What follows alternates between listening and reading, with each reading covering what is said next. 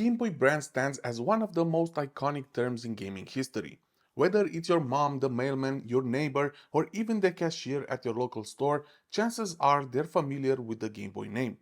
You could show a picture of the Nintendo Switch to your grandma and she might still refer to it as a Game Boy. This widespread recognition isn't surprising, considering the Game Boy has sold over 200 million units worldwide. As we delve into the history of the Game Boy consoles in today's video, let's first rewind a bit and begin with the Nintendo's original handheld console. Or should we say consoles, as there were 59 different models over its lifespan. This was the Game & Watch. Launched in 1980, these devices were portable electronic games that each featured a single game. They were designed by Gunpei Yokoi, who later became famous for developing the Game Boy, so you could already see the inspiration from this. While the technology wasn't there yet, this didn't stop Nintendo from going all in with these devices. And while most of you might not remember this and don't think they were such a big deal, the Donkey Kong version of the Game & Watch will remain in history for one very important factor: the D-pad. This is the first time ever when the D-pad was used, and even on today's consoles and controllers, we still have these iconic buttons. After the Game & Watch, Nintendo spent 9 years diligently working on their next groundbreaking console, which would soon become the Game Boy. In 1989, Nintendo introduced the Game Boy. With its monochrome screen, it wasn't the first handheld console, but it was the first to gain massive popularity. Bundled with the legendary Tetris, it sold over 43 million units worldwide. The Game Boy featured an 8-bit processor and a 160 by 144 pixel display, providing hours of entertainment with classic games like Super Mario Land, The Legend of Zelda: Link's Awakening, and of course Tetris. The story of Tetris is actually pretty captivating, so much so that it inspired the movie.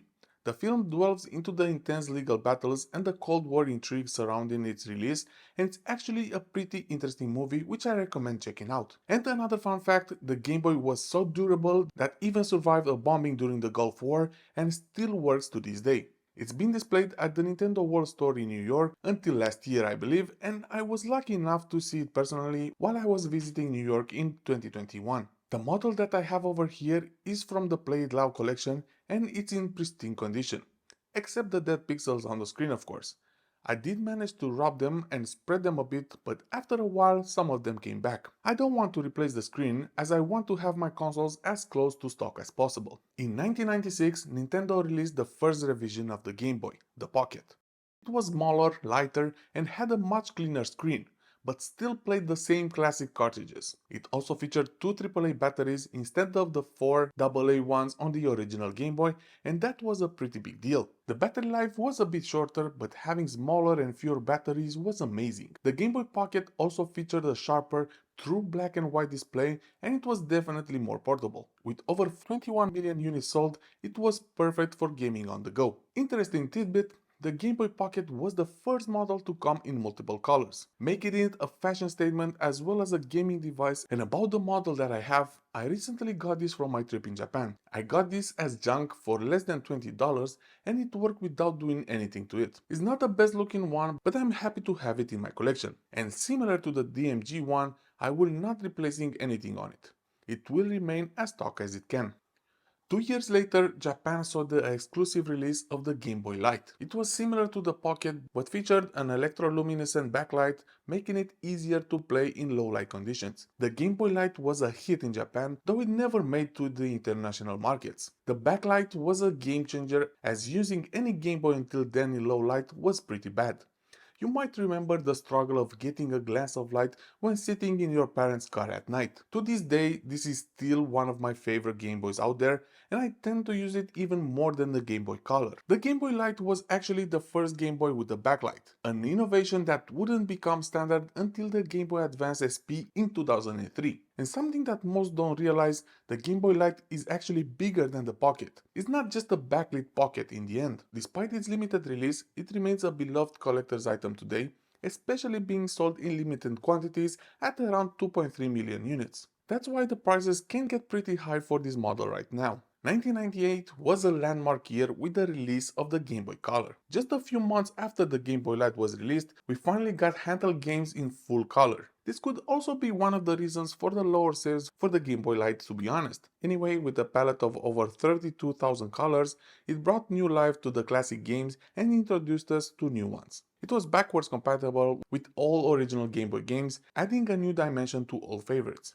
The Game Boy Color sold over 50 million units globally thanks to the popular titles like Pokemon Gold and Silver, The Legend of Zelda, Oracle of Ages and Oracle of Seasons, and many more. Did you know that the Game Boy Color was originally planned to be released in 1997, but was delayed to allow more time for developers to create a wider range of colors games? It's also the first Game Boy that had its dedicated cartridges that were not compatible with older models.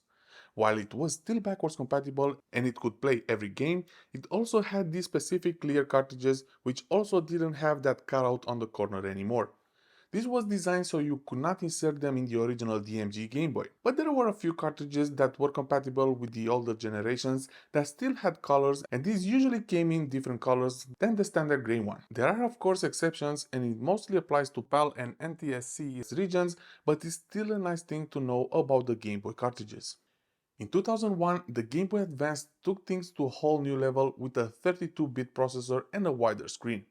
It's the first big redesign ever since its launch. Moving to a horizontal look, it supported all the previous Game Boy and Game Boy Color games, cementing its place as a beloved handheld. The GBA introduced a whole new generation of gamers to enhance graphics and gameplay with hits like Super Mario Advance, The Legend of Zelda The Minish Cap, and Metroid Fusion, but let's not forget about the new generation of Pokemon games. Over its lifetime, the Game Boy Advance sold an impressive 36 million units and is still one of fan favorites. Interesting fact, the original design for the Game Boy Advance had a vertical layout similar to the Game Boy Color, but it was changed to the horizontal design we know today for better ergonomics. And before we continue, if you like the animations that you've seen in this video, these were made possible through today's sponsors Fiverr. Fiverr is a platform where you can connect with different contractors for basically every type of activity. I for one wanted to hire someone to create these animations for this video, and this was made by this user over here, Albert and team. Make sure to check out their work if you liked what you've seen so far, and I'm also currently looking for someone that could create a new logo for this channel. Maybe we could have something new once we reach 10,000 subscribers, but I'm still debating that idea. But once again, thank you Fiverr for sponsoring this video, and let's go back to the Game Boys. 2 years later, the Game Boy Advance SP wowed gamers with its clamshell design and front-lit screen, later upgraded to a backlit version. It's the second big redesign of the Game Boy, and while it may not have been pretty, this design really stuck with fans. Also, it's the first Game Boy that uses a hinge, going back to the design of the Game & Watch.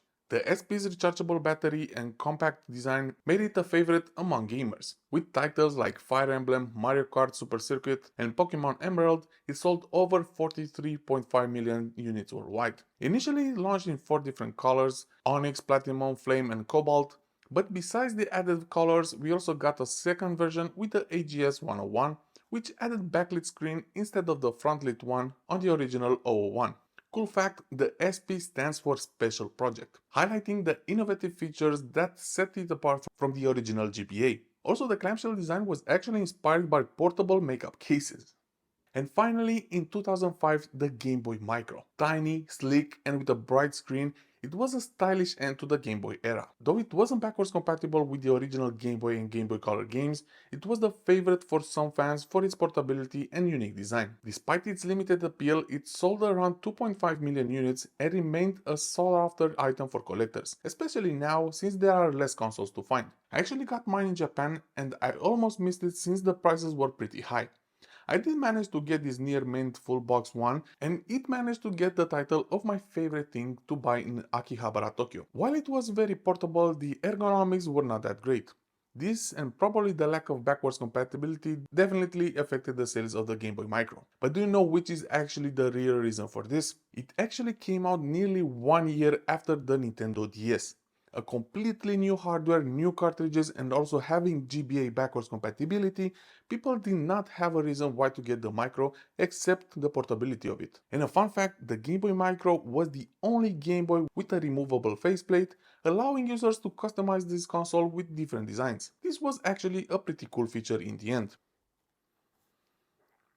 The Game Boy series transformed gaming forever, bringing countless hours of entertainment to players around the world. From the classic brick to the sleek micro, each model left its mark on gaming history. Over 200 million units sold across all models demonstrates its incredible impact, and taking the family as a whole, it's actually the best-selling console in history. It also built the ground and set the standards for the gaming industry to come, and without it, we probably wouldn't get amazing consoles like the PSP, PS Vita, or even the 3DS and the Nintendo Switch. You can't stop but wondering how big of an impact the Game Boy had in gaming space. Let's give credit where credit's due and appreciate the Game Boy for what it represents. It has got to be the most iconic family, at least for handheld gaming, and I couldn't be more proud of having all the different models in my collection.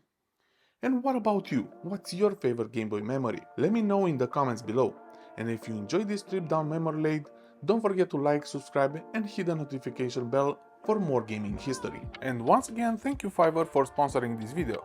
Make sure to check out the link in the description to get 10% off your order on Fiverr, or use this promo code at the checkout. Thank you for watching, this is Silvio, this is the Tech Unravel, and I wish you happy gaming.